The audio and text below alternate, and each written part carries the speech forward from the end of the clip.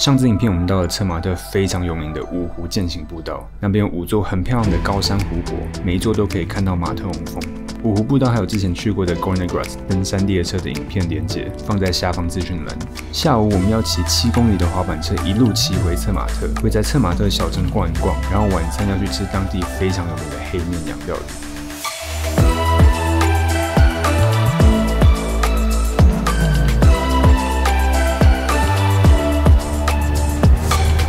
我今天才知道，在这里也有像 Fiest 一样的 Trotty Bike， 它这边好像叫 Kick Bike。那等一下就不搭齿轨列车，直接骑这个 Kick Bike 7公里回到策马特。骑这个 Trotty Bike， 这边叫 Kick Bike， 它就是升级版的。 避震非常好的滑板车，它完全没有电力或是任何其他动力，它就是纯粹靠着重力，一路上几乎都是下山，所以只有少数地方平面或是微微上坡的地方才需要用脚去滑一下。那这个风景也非常漂亮。我刚刚路上完全没有看到任何人骑这个，因为刚看那边租的地方好像是4点半关门，所以我应该是最后一个。它的避震真的非常好，刚看到很多地方凹凸不平，然后很多石头，那但是它这个轮子都能够应付得了，它这个避震非常的好。 不过刚有一个地方斜坡比较陡，刚差点跌倒，运动相机应该有捕捉到。后面这里非常漂亮的木屋，远方的雪山，然后还有这边的主角马特洪峰在后面。好，那所以现在我就继续，刚可能才骑2公里而已吧，所以还有5公里要骑到策马特。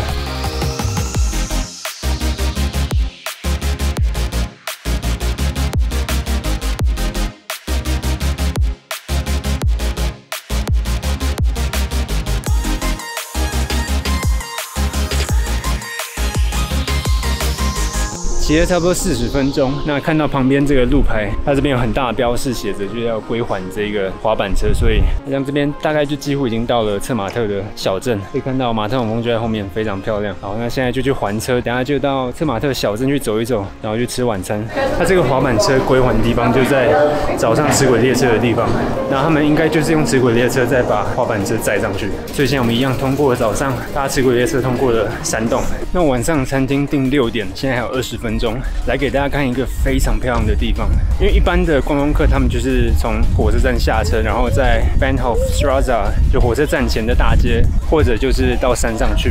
但很多观光客都会忽略一个秘境，就离火车站只有3分钟的地方，这边就有非常多小朋友玩的东西 ，playground， 然后有这应该是人工草皮。 这地方非常漂亮，有躺椅，然后还有足球场。这个足球场是给小孩子玩的，那边有篮球场，有沙滩排球，然后还有后面网球场。所以你看到就在马特洪峰下面打网球，非常幸福。在 Zermatt 这里人潮就特别的多，而且我还是避开了中央大街，这边人依然是蛮多的。然后现在后面又有这个阿尔卑斯山特有的长号角的表演。 那旁边这一条街呢，是以前非常古老的阿尔卑斯山建筑。在之前的影片我也去过那个地方，然后现在就沿着这条溪走到餐厅。现在因为背光的关系，所以马特洪峰看起来比较朦胧一点。就是其实早上太阳照射的角度，可以刚好把马特洪峰照得很清楚，在策马特这个方向看过去。 然后现在是傍晚6点，我在策马特预定了一间餐厅，要吃当地非常有名的黑面羊。我们现在就前往餐厅。这个小镇非常舒服，就这些建筑物都非常漂亮，因为很多观光客，所以大部分都是饭店、餐厅、旅馆，弄得非常的棒。然后我们现在已经到了这间餐厅，它其实就是一间饭店，然后附设的餐厅，就后面这一栋非常漂亮，放了非常多的花。然后现在坐在这个户外的用餐区，那它其实室内也非常多的位置，然后非常典雅，非常漂亮。那不过像毕竟这外面天气比较好，所以就坐在外面。那我们现在就来看一下，因为他们今天是国庆日，所以有特别的餐点，8月1号。 不过这种餐点都比较贵，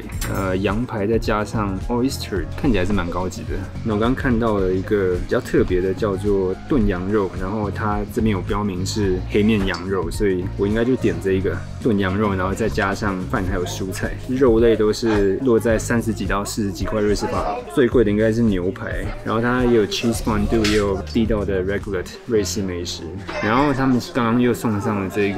块面包，不知道这是什么面包，上面插了国旗。 因为今天是国庆日，我来吃吃看这面包。其他这种面包就是让你吃饱了，吃吃看它这个刚给的 cheese。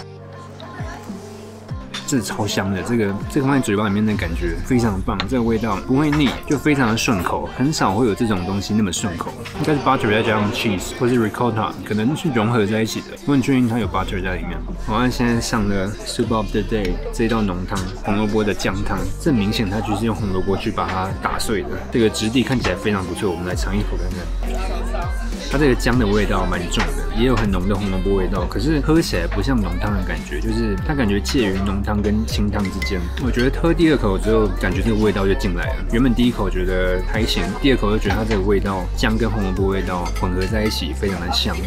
Bon appétit! Thank you。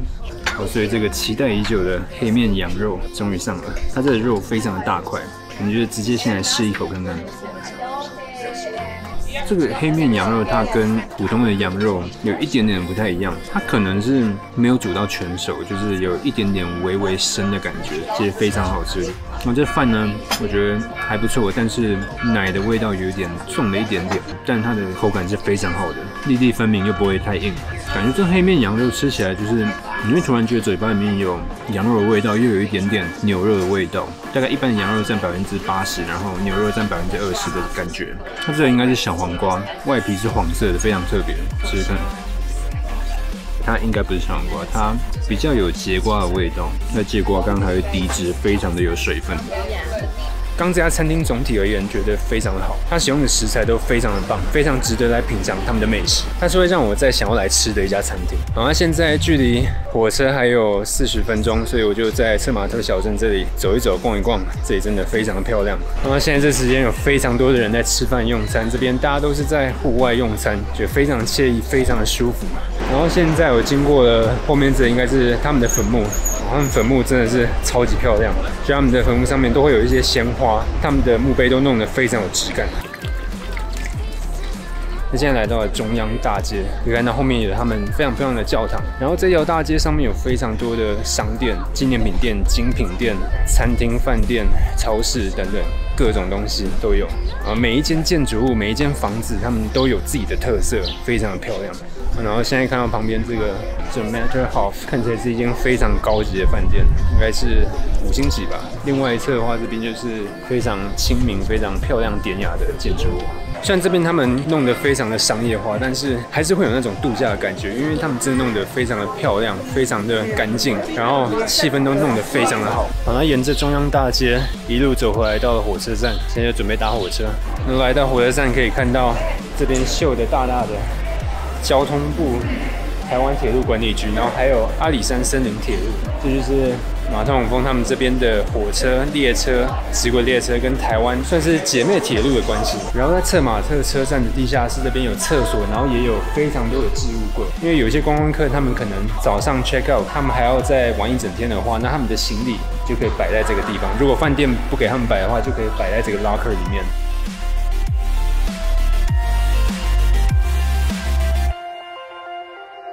今天来到瑞士的南部，第一次来到意大利语区，整个瑞士海拔最低的地方，它是横跨瑞士跟意大利的湖。